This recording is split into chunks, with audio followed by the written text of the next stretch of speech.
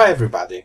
In this short video lesson I'm going to introduce one of the most important topics of the American history of the 20th century, the Great Depression. Why I do that? Why should we study the Great Depression? You know, the Great Depression was the worst economic disaster of the 20th century.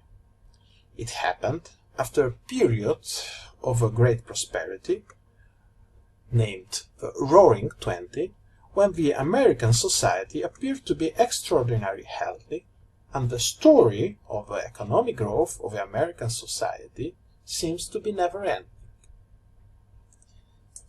The main question of this video lesson is also, what were the reasons why prosperity came to an end? Or better, can it happen again?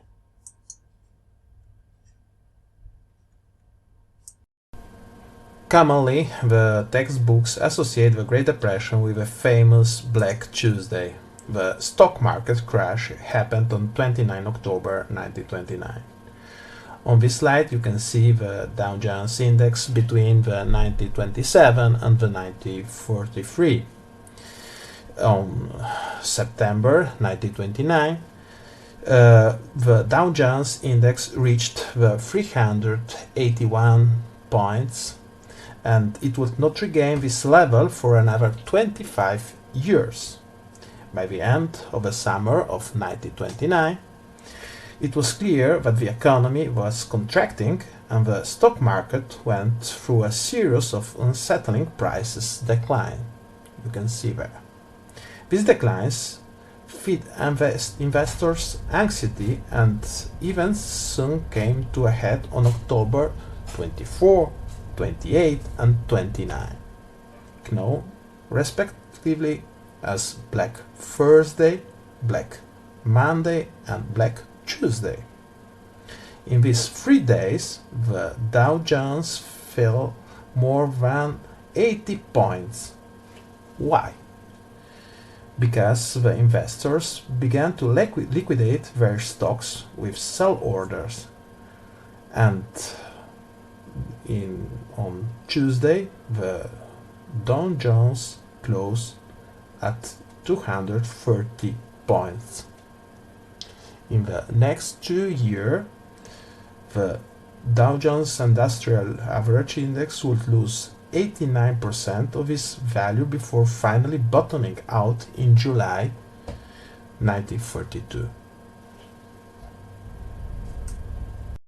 But what happened after the stock market crash? We must understand two important concepts. First, the bank run, and second, the bank failure. What happened? What is a bank run? The bank run occurs when a large number of customers withdraw cash from deposit account. It happened in October 1929 because of crash of a stock market crash. So what mean? A lot of people went to the bank and want the money back. This caused a bank suspension. The other concept we must understand is the bank failure. What is a bank failure? When the bank ran out.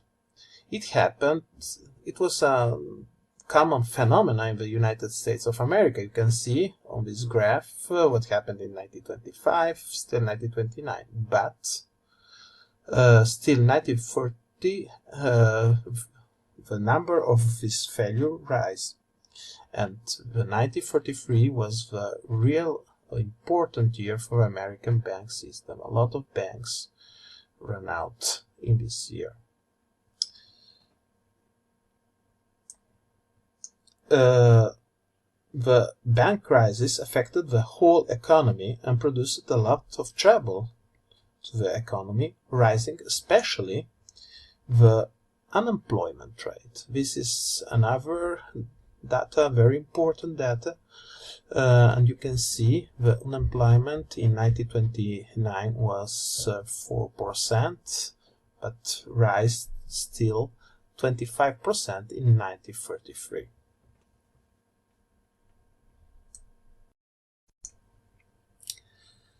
But was really the stock market crash the main cause of a bank's failure? Or better, was the stock market crash the main cause of a Great Depression? Probably no. And just one data can help us to understand why. The percentage of American households owning stocks in 1929 was probably less than 10%. Today is about 50%. That means it's clear that the Wall Street crisis doesn't affect directly the largest part of American society, but with a stock market crash, something began to get wrong in the economy, and the unsolved problem of the United States economy became critical. But what caused really a Great Depression? We must say economists and historians still cannot agree on what really caused the Great Depression. But most of them, however, have agreed that we can search just one cause. The Great Depression happened because a combination of events and decisions came into play. We can see some of the causes together. First, the monetary policy ruled by the Fed.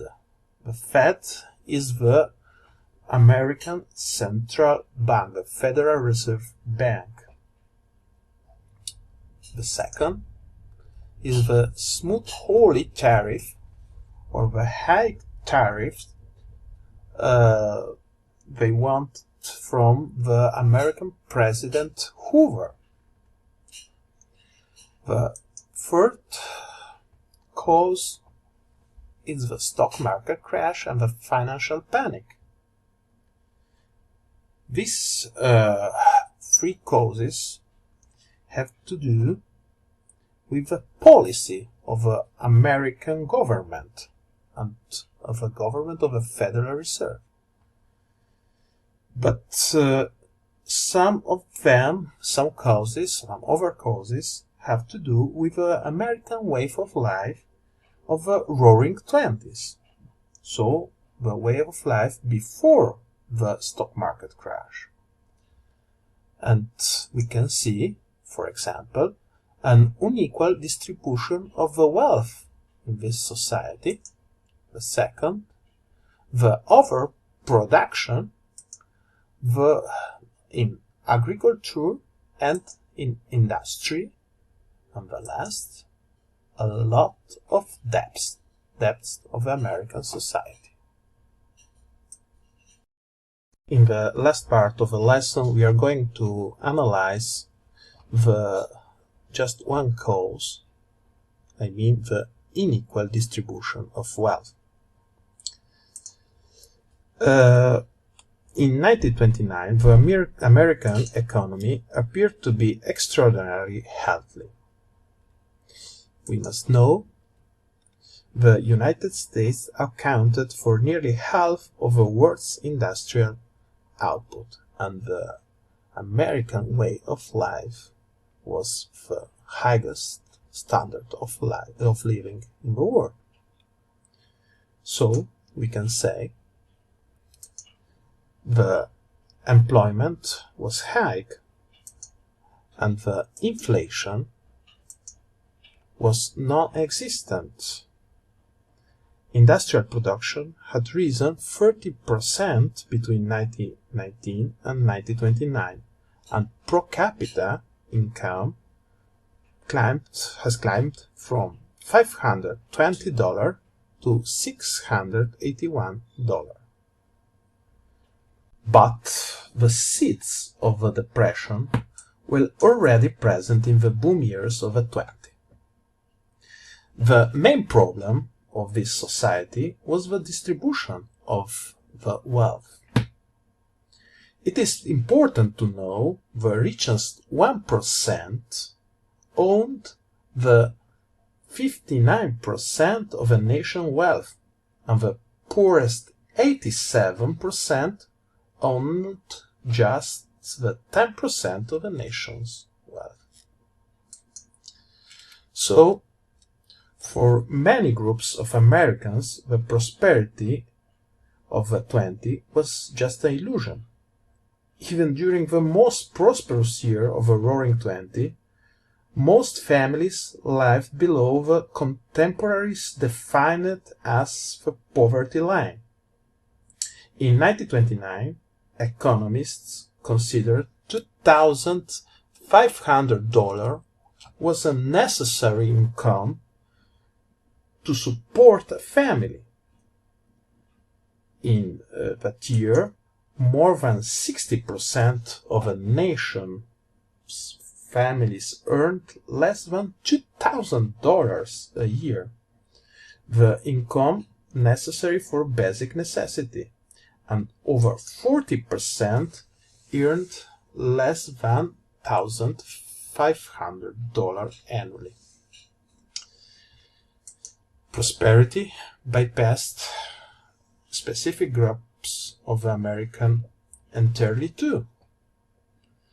A report of a condition of Native Americans in 1928 found that half of them owned less than $500.